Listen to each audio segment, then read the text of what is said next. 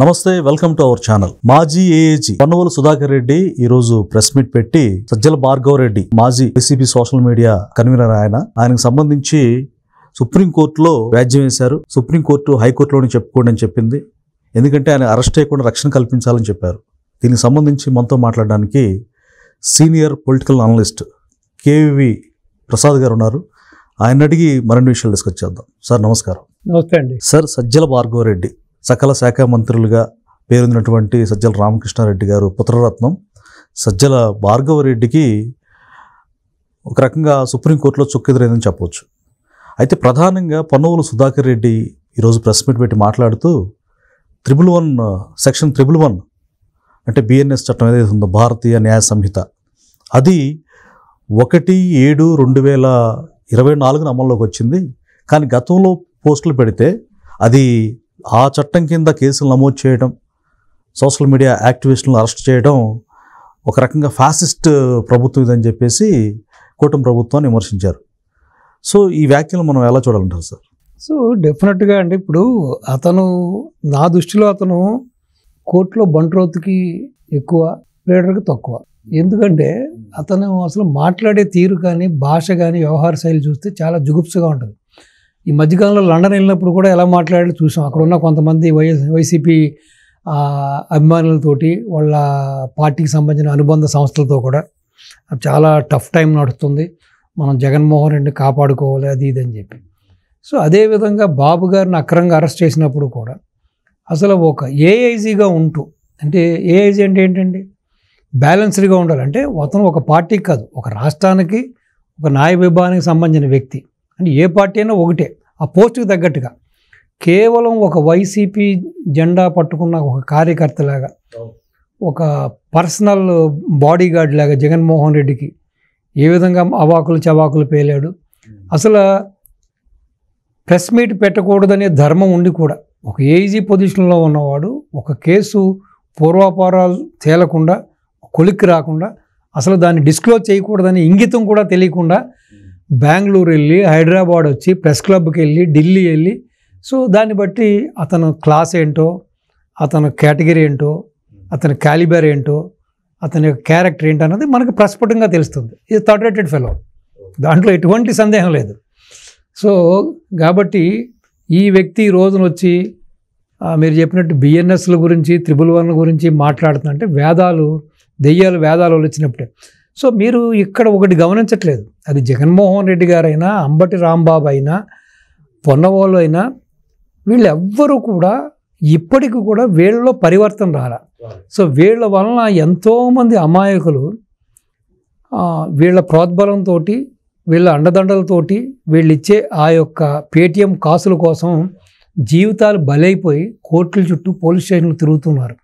So ఇప్పటికీ కూడా వీళ్ళు అసలు గత 5 సంవత్సరాలుగా జరిగిన దాన్ని ఒక్కసారి కూడా ఆలింగనం చేసుకోకుండా, అసలు ఆకలింపు చేసుకోకుండా, ఏం జరిగింది, ఏం చేశారు మనోళ్ళు అని ఒక హిస్టరీ కూడా వాళ్ళు రిపీట్ చేసుకోకుండా వాళ్ళందరినీ కూర్చోబెట్టి, అసలు ఈ సపోజ్ వీళ్ళ దృష్టికి రాలేదనుకుందాం, పొన్నవేలో జగన్మోహన్ రెడ్డో, ఈవెన్ తన తల్లిని సునీతారెడ్డి గారిని, తన బాబాయిని కూడా దుష్పట్లాడి, బాబాయికి కూడా రంకులు అంటగట్టి, ఆ అచ్చని కూడా వేరే విధంగా దశ తీర్పాలని చూశాడు. కానీ ఇవన్నీ కూడా వాళ్ళ దృష్టికి రాలేదనుకుందాం. ఈ పరిపాలనలో బటన్లు నొక్కుతూ చాలా డెవలప్మెంట్ పాలిటిక్స్ నడిపించారు కాబట్టి, ప్రోగ్రెసివ్ పాలిటిక్స్ నడిపించారు కాబట్టి, పాపం క్షణం తీరిక లేకుండా ఉంది కాబట్టి, ఇటు జగన్మోహన్ రెడ్డి గారికి అలాగే లేనిపోని కేసులన్నీ పెట్టి ఈయన కూడా బిజీగా ఉన్నాడు కాబట్టి, ఎవరు పొన్నవోలు గారు, అలాగే వీళ్ళందరి దృష్టికి రాలేదు అనుకుందాం, వీళ్ళు చూడలేదు అనుకుందాం. కనీసం ఇప్పుడు ఒక వర్రా రవీందర్ రెడ్డి మీద కేసు పెట్టారు, జగన్ మేనల్డ్ అర్జున్ రెడ్డి మీద కేసు పెట్టారు, సజ్జల భార్గవ రెడ్డి మీద కేసు పెట్టారు, ఆ కడప పులివెందుల ప్రాంతానికి సంబంధించిన 34 మంది సైకోల మీద కేసు పెట్టారు, ఇలాగే రాష్ట్ర వ్యాప్తంగా కూడా పెట్టారు, అలాగే ఇంటూరు రవికిరణ్ మీద పెట్టారు. సో అసలు వీళ్ళ హిస్టరీ ఏంటి, వీళ్ళు ఏం చేశారు, ఏ విధంగా వీళ్ళు ట్వీట్ చేశారు, ఏ విధంగా వ్యాఖ్యానం చేశారు, ఏం మాట్లాడారు అని ఒక్కసారి కూడా ఆకలింపు చేసుకోకుండా, దాన్ని పరిగణలోకి తీసుకోకుండా, పోనీ అన్నీ చూసిన తర్వాత నిజంగా మీకు మానవ జన్మే మీరు ఎత్తుంటే, మీరు కడుపుకు తినేది అన్నపానీయాలే అవుతే, రెండోది ఓన్లీ విసర్జించింది మాత్రమే ఆ పందులు తీసుకుంటాయి, కానీ మనం అన్నపానీయాలు తీసుకుంటాం. మనం మనుషులు కాబట్టి మానవతా విలువలతోటి సభ్య సమాజం హర్షించేలాగా నడుచుకోవాలి, సభ్య సమాజం మెచ్చుకునేలాగా మనం మాట తీరు నడతా ఉండాలి. సో కనీసం మీరు ఆత్మ పరిశీలన చేసుకోకుండా, ఒరే బాబు ఇది చాలా తప్పురా, దుర్మార్గం రా, ఇదేంటి స్వయాన శర్మిల మీదకి ఈ కామెంట్లు ఏంటి, స్వయాన రాజశేఖర రెడ్డి గారి భార్య విజయమ్మ మీద ఈ కామెంట్లు ఏంటి, సునీతమ్మ మీద ఈ కామెంట్లు ఏంటి, అలాగే వివేకానంద మీద కామెంట్లు ఏంటి, చంద్రబాబు నాయుడు గారి మీ కామెంట్ ఏంటి, పవన్ కళ్యాణ్ ఏంటి, వాళ్ళ కుటుంబ సభ్యులు ఏంటి, లోకేష్ అని ఒక ఆత్మ పరిశీలన చేసుకుని వాళ్ళని మందలించి పార్టీ పరంగా విధి విధానాల మీద వ్యక్తిగత విషయాలకు పోకుండా నిజంగా పాలకపక్షమైన ప్రతిపక్షమైన తప్పు చేస్తుంటే వాళ్ళ తప్పుడు విధానాల మీద, వాళ్ళు చేసిన తప్పుల మీద మాత్రం మాట్లాడంటారా? ఈ విధంగా తప్పు అనే భావన ఎక్కడా చెప్పకుండా ఈరోజు కూడా పొన్నవోలు మాట్లాడిన ప్రెస్ మీట్ చూసినా, లేకపోతే జగన్మోహన్ రెడ్డి మాట్లాడినా, లేకపోతే అంబటి మాట్లాడినా, ఇంకో ఎక్స్ వై మాట్లాడినా కూడా ఇవన్నీ చెల్లవు, ఇవన్నీ చెల్లుబాటు అవ్వు, మేము వస్తే అధికారులు అంతు చూస్తాం, మేము వస్తే ప్రస్తుతం ఉన్న పాలకపక్షం మిత్రపక్షం యొక్క నాయకులు అంతు చూస్తాం, మీ మీద రివెంజ్ తీసుకుంటాం, మీరు కానివ్వండి, మీరు ఎక్కడ తగ్గొద్దు, మేము ఉన్నాము అనే ధోరణిలో ఇంకా వాళ్ళందరినీ, ఆ అమాయకుల్ని, ఆ కుర్రవాళ్ళని, ఆ పిల్లల్ని రెచ్చగొట్టే ప్రయత్నమే చేస్తున్నారు, కానీ ఎక్కడా వారించడం కానీ లేకపోతే మందలించడం కానీ చేయట్లేదు. అంటే వీళ్ళ యొక్క పార్టీ సిద్ధాంతాలు ఇదే సిద్ధాంతం. చూశారు కదా, పార్టీలో ఓన్లీ క్రిమినల్స్కే అగ్రస్థానం, ఓన్లీ దుర్మార్గం, కబ్జాలు, కూనీకోరులకే పోస్టులు, పదవులు. అన్నట్టు సార్, ఎగ్జాక్ట్లీ మీరు చెప్పింది అక్షర సత్యం. ఎందుకంటే ఆత్మవిమర్శ చేసుకోపోగా, ఆత్మ పరిశీలన లేకపోగా, వీళ్ళు ఎవరైతే జుగుప్సాకరంగా ఒక ఇంటూరు రవికిరణ్ కావచ్చు, వర రవీంద్ర రెడ్డి కావచ్చు, పెద్దిరెడ్డి సుధారాణి కావచ్చు, ఇంత పోస్టులు పెట్టినప్పటికి కూడా మీరు ఇంకా కంటిన్యూ చేయండి, మీ పక్షాన మేము ఉంటాము అని పొన్నవోలు సుధాకర్ కావచ్చు, అంబటి రాంబాబు కావచ్చు, వీళ్ళు ప్రోత్సహించడం అంటే సొసైటీని, ముఖ్యంగా ఆంధ్రప్రదేశ్ని ఎటు తీసుకెళ్దామని వీళ్ళు ఈ విధంగానే వాళ్ళని ఇంకా ఉసుకొలుపుతున్నారంటారు. ఇప్పుడు ఒకటండి, గత 5 ఏళ్లుగా తీసుకుంటే కూడా ప్రపంచ దేశ చరిత్రలో, ఈ దేశ చరిత్రలో, అలాగే ఈ రాష్ట్ర చరిత్రలో కూడా ఎక్కడా లేని విధంగా ఒక అసభ్యత, అశ్లీలత, అలాగే ఇంత అనాగరికమైన సంస్కృతిని తెచ్చారు, ఈ కుసంస్కారం తీసుకొచ్చింది వీళ్ళే. సో దాన్ని ఇంకా కూడా వీళ్ళు అధికారంలో లేకపోయినా కూడా ఇంకా దాన్ని కొనసాగించాలనుకునే వాళ్ళ యొక్క మనస్తత్వం కానీ, వాళ్ళ వ్యక్తిత్వం కానీ చూస్తుంటే వీళ్ళు నిజంగానే మనుషుల, ఆ పేరుకి ఇంత వయసు వచ్చింది, దీన్ని పదవులు అలంకరించారు, కానీ వీళ్ళు ఇంత చిన్న మనసుతోటి, ఇంత కుచించిపోయిన మనస్తత్వాలతోటి, ఇంత కుహనావాదంతో ఆలోచిస్తున్నారని చూసినప్పుడు నిజంగా ఒక కించిత్తు బాధేస్తుంది. అంటే భావితరాలకు మనం ఎటువంటి భవిష్యత్తు ఇస్తున్నాం, భావితరాలకు ఎటువంటి మెసేజ్ ఇస్తున్నాం అనే కనీస ఇంగితం లేకుండా కూడా ఇంకా కూడా అసలు ఎక్కడా కూడా ఈ దేశ చరిత్రలో లేనిటువంటి రాజకీయాలను భ్రష్టు పట్టించడమే కాకుండా ఇటు అవినీతిలో కానీ, దుర్మార్గాల్లో కానీ, అక్రమాల్లో కానీ, అదేవిధంగా ఒక మాట తీరులో, ఆ భావ వ్యక్తీకరణలో కూడా ఎంత నీచమైన సంస్కృతిని ప్రవేశపెట్టింది వీళ్ళే. ఇప్పటికీ కూడా కొంతమంది వాళ్ళ అకౌంట్స్ అన్నీ కూడా వాళ్ళు డిలీట్ చేసుకున్నారు. కొంతమంది బాహటంగానే మాకు బుద్ధి వచ్చింది, ఏ నాయకుడు కూడా మమ్మల్ని బాసటగా నిలబట్టలేదు, మా ఇబ్బందులు మేము పడుతున్నామని కొంతమంది ఆల్రెడీ స్టేట్మెంట్లు ఇవ్వడం కూడా చూసాం మనం. సో ఏదేమైనా సరే ఎంత బాధ్యతాయుతమైన పోస్టులో ఉండి ఈ విధంగా మరి ఎంతో ఉజ్వల భవిష్యత్తు ఉన్న కుర్రవాళ్ళని వాళ్ళు ఇచ్చే ఆ పేటీఎం కాసుల కోసం వాళ్ళ భవిష్యత్తుకి సమాధులు కడుతూ, వాళ్ళని బలిపశువులు చేస్తూ, వాళ్ళ బలిదానాల మీద, వాళ్ళ సమాధుల మీద మళ్ళీ వీళ్ళు రాజకీయ కోటలను కట్టాలనుకోవడం అనేది చిలంగా నీచం, నికృష్టం. నేనేమంటానంటే సార్, ఎలాగో కొత్త చట్టాలు తీసుకొచ్చారు, యాక్షన్ తీసుకుంటున్నారు ఈ ప్రభుత్వానికి. ఈ విధంగా ఒక పరివర్తన లేకుండా ప్రభుత్వాధికారుల్ని, పోలీస్ డిపార్ట్మెంట్ని, అలాగే ఈ యొక్క రాజకీయ నాయకుల్ని, ప్రభుత్వాధినేతల్ని కూడా ఈ విధంగా బెదిరిస్తున్న జగన్మోహన్ రెడ్డి మీద కానీ, ఈ యొక్క పొన్నవోలు మీద కూడా అంటే ఇప్పుడు మనం ఒక క్రైమ్లో ఒక నీతి ఉంటుంది, క్రైమ్ చేసిన వాడితో పాటు దాన్ని ప్రోత్సహించిన వాడు, సహకరించిన వాడి మీద కూడా వాడు నేరానికి వాడు బాధ్యుడే. ఆ విధంగా ఈ రోజున ఈ యొక్క క్రైమ్కి వీళ్ళు ప్రోత్సహిస్తూ ఈ విధంగా వెన్నుదన్నుగా ఉంటున్నారు. కాబట్టి వీళ్ళ మీద కూడా యాక్షన్ తీసుకోవాల్సిందిగా గౌరవ ముఖ్యమంత్రి గారిని, హోమ్ మినిస్టర్ గారిని, నేను మీ ద్వారా అప్పీల్ చేస్తున్నాను. Right sir. మొన్న చూడబోతే జగన్మోహన్ రెడ్డి సాక్షాత్తు డీజీపీ గారిని ఉద్దేశించి, ఐపీఎస్ అధికారులను ఉద్దేశించి సప్త సముద్రాలు దాటినా సరే వదిలిపెట్టమని వార్నింగ్ ఇస్తాడు. ఈరోజు Ponnavuru Sudhakar Reddy SHO station house officer, అంటే సర్కిల్ ఇన్స్పెక్టర్, వాళ్ళను కూడా బెదిరింపు ధోరణితో మాట్లాడుతున్నాడు.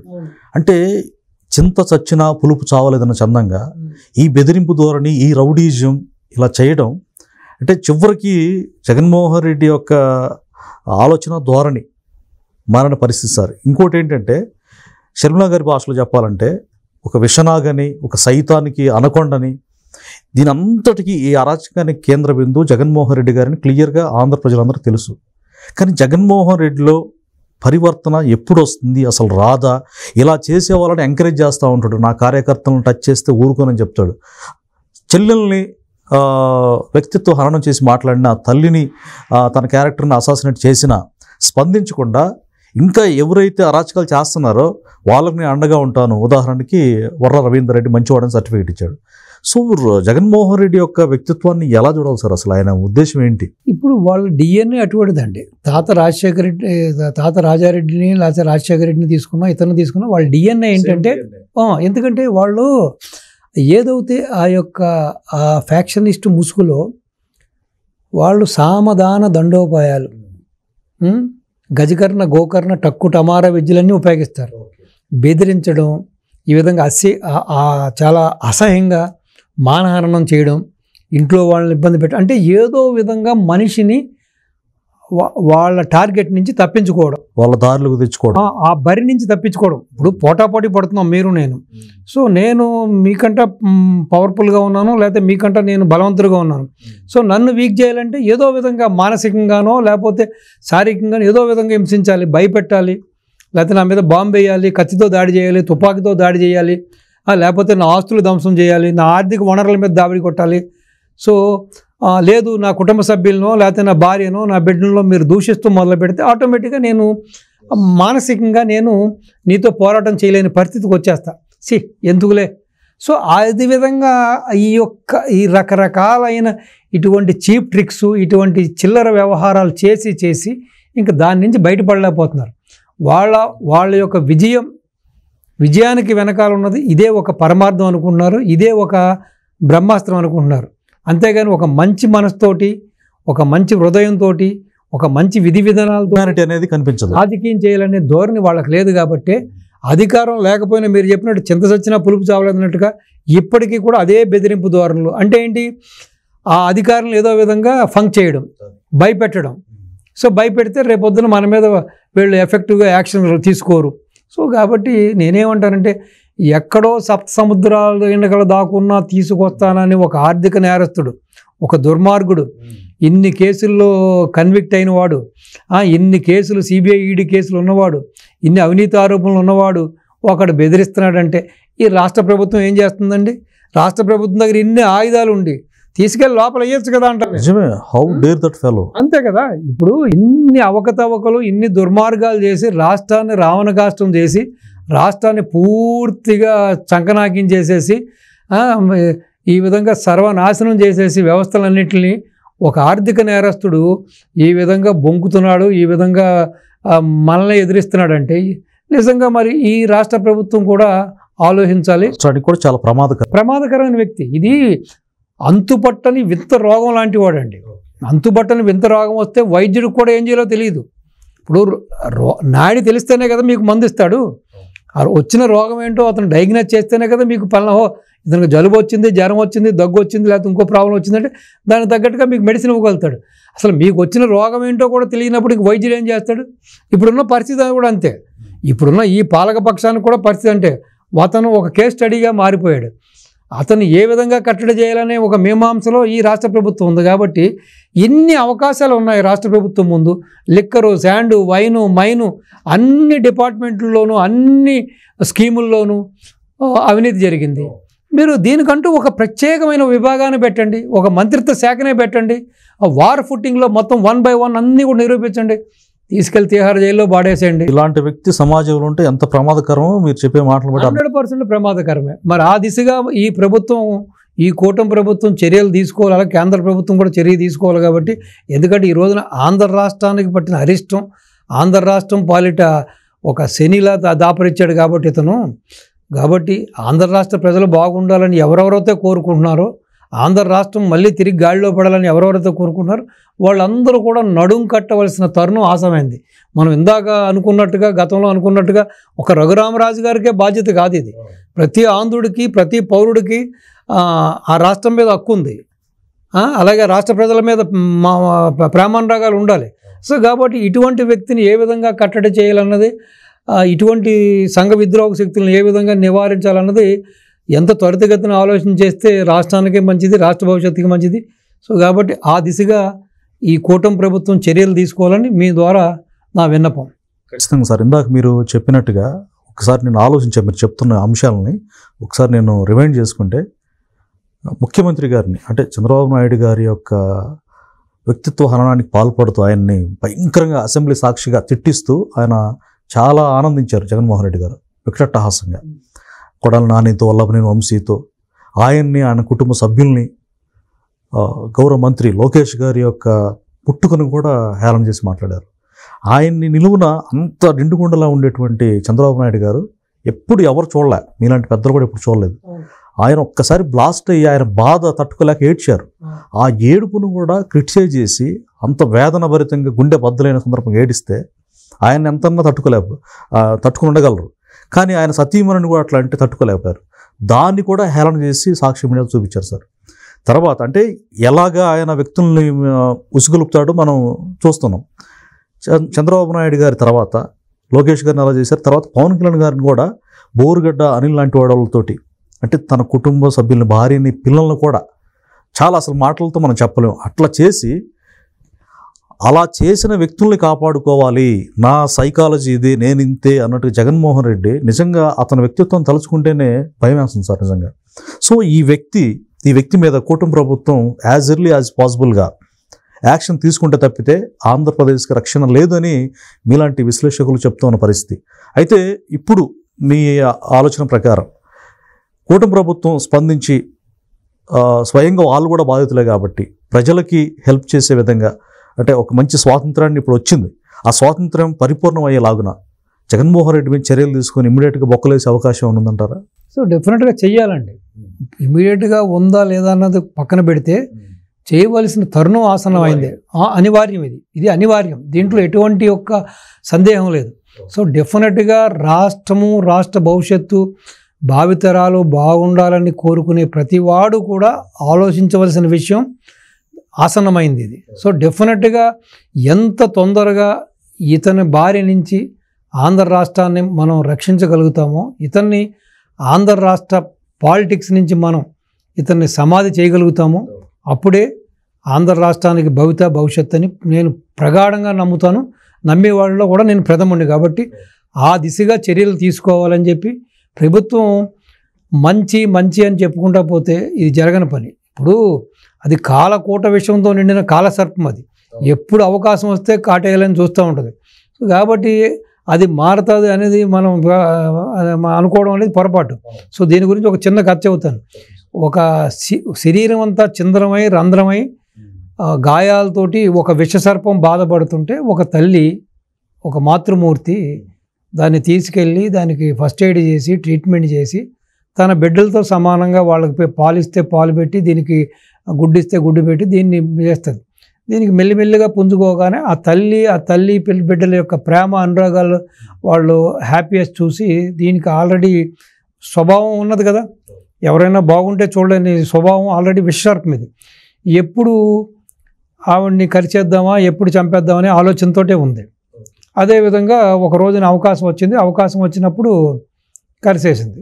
కరవగానే ఆ తల్లి అడిగింది, నీకేమి లోటు చేశాను, నీకు నేనేం అన్యాయం చేశాను, నా బిడ్డలతో సమానంగా నేను చూశాను కదా, నీకు ప్రాణదానం చేశాను కదా, నన్ను ఎందుకు ఈ రోజు నా బిడ్డలకి నన్ను దూరం చేస్తావంటే, నువ్వు నీ బిడ్డలు ఆ ఆనందం ఆ విధంగా ఉండడమే నాకు కంటగింపుగా మారింది, అదే నాకు మనసుకి, కాబట్టి నిన్ను ఈ రోజున ఆ కుటుంబం నుంచి, నీ బిడ్డల నుంచి, నీ భర్త నుంచి నేను దూరం చేస్తున్నాను అని చెప్పింది. సో దీనిలో నీతి ఏంటంటే, ఎంత మనం మంచిగా చూడాలనుకున్నా వాడు మారాడు అనుకుంటే మారరు. అది పర్వాలేదు, పాపం ఒళ్ళంతా గాయమైంది, లేకపోతే అధికారం కోల్పోయింది, వీడేం చేస్తాడని వదిలిపెడితే కూడా ఏదో రోజున ఇప్పుడు నేను చెప్పిన పాములాగే వీడు కూడా మళ్ళీ రివెంజ్ తీసుకోవడానికి ట్రై చేస్తాడు. ఇటు ఆంధ్ర రాష్ట్రానికి నష్టం చేస్తాడు, అలాగే ఇప్పుడు ఉన్న నాయకులను కూడా ఇబ్బంది పెడతాడు, అవసరమైతే ప్రాణాలు కూడా తీస్తాడు. సో కాబట్టి ఇప్పుడు ఇన్ని అవకాశాలు ఈ కూటమి ముందు ఉన్నాయి కాబట్టి డెఫినెట్గా ఈ యొక్క కూటమి ప్రభుత్వం ఇమీడియట్గా రాష్ట్రానికి నిజమైన స్వాతంత్రం, ఇప్పుడు స్వాతంత్రం వచ్చింది కానీ నిజమైన స్వాతంత్రం అలా ఇంకా ఆ క్రీనీడ ఇంకా రాష్ట్రం మీద ఉంది, ఇంకా ఆ శని యొక్క ప్రభావం ఆంధ్ర రాష్ట్రం మీద కనపడతానే ఉంది. దాని ప్రభావం అక్కడక్కడ ఈ రేపులు, ఈ గంజాయిలు, ఈ మత్తు పదార్థాలు, ఈ హత్యలు, మానవహోమం అక్కడక్కడ జరుగుతున్న కారణం ఏంటంటే దాని ప్రభావమే. ఆ ప్రభావం పూర్తిగా తొలగిపోవాలి, పూర్వం వైభవం రావాలి అంటే డెఫినెట్గా ఇతన్ని శ్రీకృష్ణ జన్మస్థానానికి పంపించాలి, ఇతను డిస్క్వాలిఫై చేయాలి. ఇంకా ఇతను చేసిన ఈ దుర్మార్గాలు, అన్యాయాలు, ఈ స్కాములు అన్నిటిని ఎవిడెన్స్ పెట్టుకుని ఇంకా ఫ్యూచర్లో ఇతను ఒక ప్రజాప్రతినిధిగా ఇతనికి ఒక డిస్క్వాలిఫై అయిపోవాలి ఇంకా. సో ఆ దిశగా ఈ ప్రభుత్వం చర్యలు తీసుకుంటేనే రాష్ట్రానికి నిజమైన మేలు, రాష్ట్ర ప్రజలకి నిజమైన ఒక భవిష్యత్తు అవుతుంది. ఆ దిశగా చర్యలు తీసుకోవాలని మనస్ఫూర్తిగా కోరుకుంటున్నాను. Thanks for valuable analysis sir. నమస్తే అండి.